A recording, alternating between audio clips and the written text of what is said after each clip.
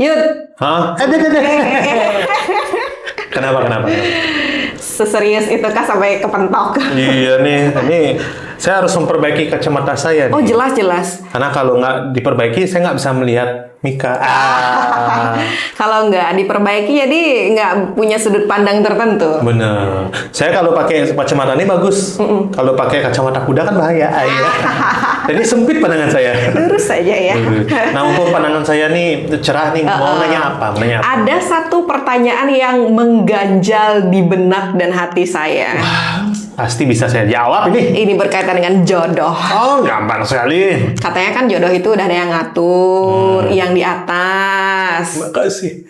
Sudah diatur, tapi kok lama ya, datangnya lama ya ketemunya. Oke. Dan baru-baru ini saya nemu statement. Ini sebenarnya quotes sih ya, sejenis quotes ataupun kata-kata orang gitu kan yang dibuatkan konten bahwa jodoh itu dijebak. Jodoh itu dijebak. Jodoh itu mesti dijebak. Bukannya jodoh itu dijemput ya? Nah, jodoh itu dijebak. Jadi untuk bisa ketemu jodoh kita harus menjebak dia. Wah. Gimana menurut Yuda? Mika punya kacamata kuda nggak? Saya mau ganti nih. Baiklah, baik. Jadi statement jodoh itu bukan dijemput tapi harus dijebak ya. Untuk satu hal saya setuju. Oke. Kenapa setujunya?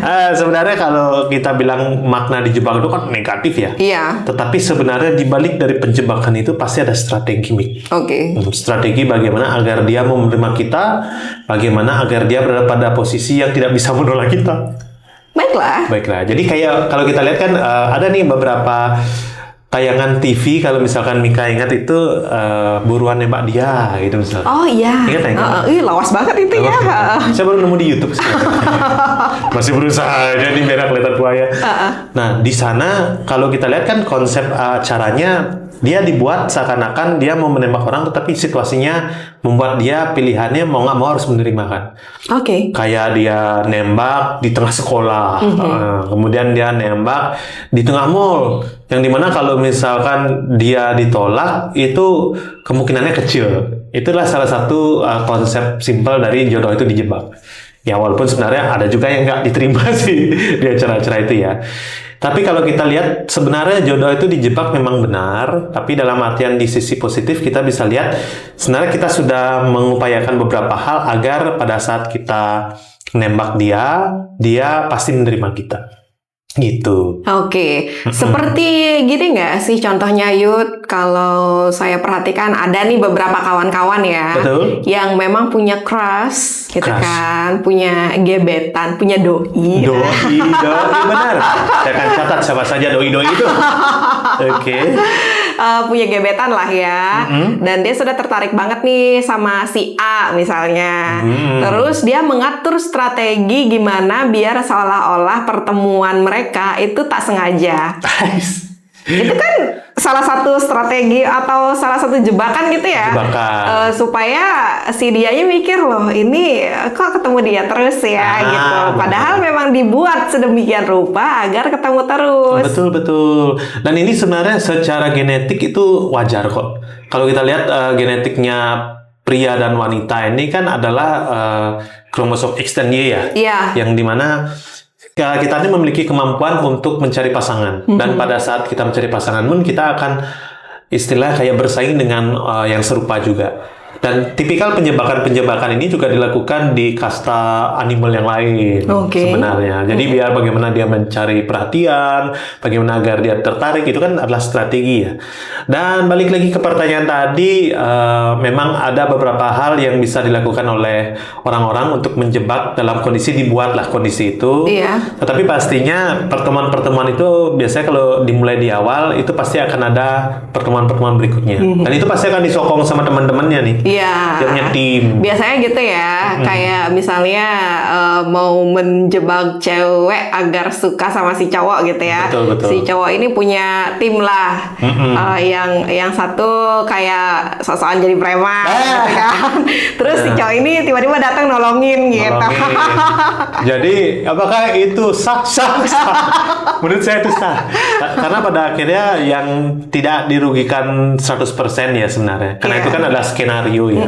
Jadi penjebakan-penjebakan seperti itu boleh dilakukan dan itu sebenarnya memancing kreativitas. Nah, itu baru cowok, Yud. Cewek gimana dong? Kalau menurut Yuda? Nah, kalau cewek sebenarnya banyak. Cara menjebak yang baik dan benar. Kalau kata orang menjebaknya agar slay, ya,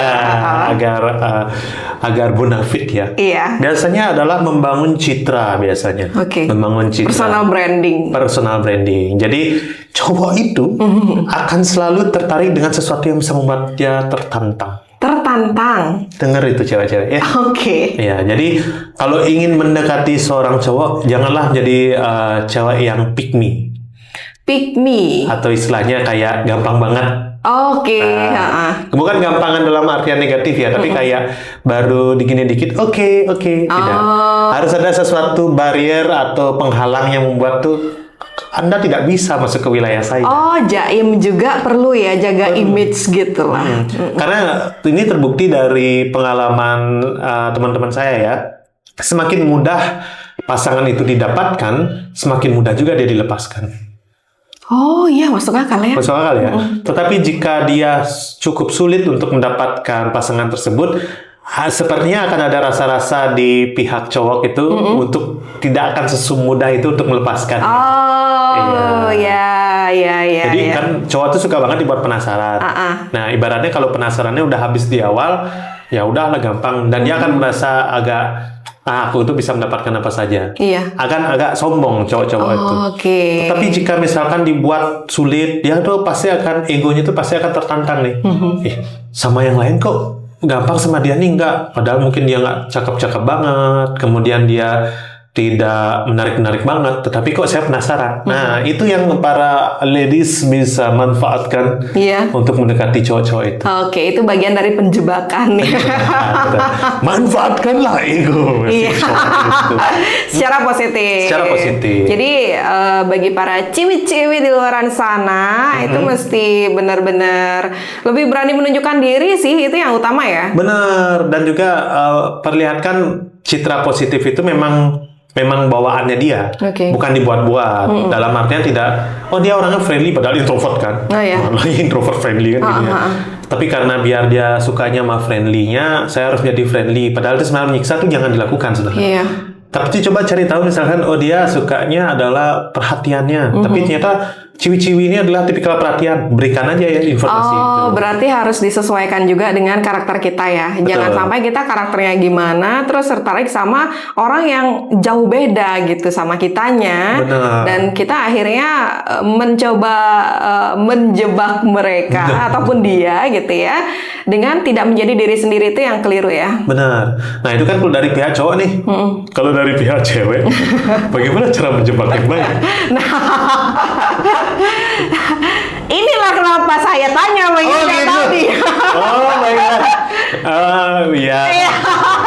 Kalau kayak gitu, setiap orang punya cara menjebaknya masing-masing. Iya, disesuaikan aja sama diri sendiri dan harus rasional juga ya. Memilih orang yang mau dijebak itu seperti apa. Betul. Jangan yang beda banget tuh karakter kepribadiannya dan memaksakan diri menjadi orang yang berbeda. Alhasil ujung-ujungnya gimana gitu ya, gagal mungkin dan sejenisnya. Benar banget. Dan hati-hati juga ketika kita ingin menjebak calon jodohnya kita.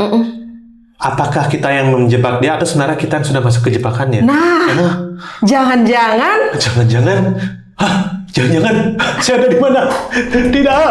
Gimana? Kejawab nggak kegalauan kalian dari obrolan kita tadi? emang ya susah susah banget kalau logika ketemu sama perasaan. Bawaannya berantem terus. Tapi tenang, bareng Bligong Yuda dan Mika Karisa, kita akan coba kasih solusi terbaik dari segala macam pertanyaan yang menghantui kepala kalian nih. Pantengin terus podcast Hati versus Otak di hari Rabu jam 8 waktu Indonesia Barat dan kasih otak dan hatimu berteman malam ini. Besoknya berantem lagi.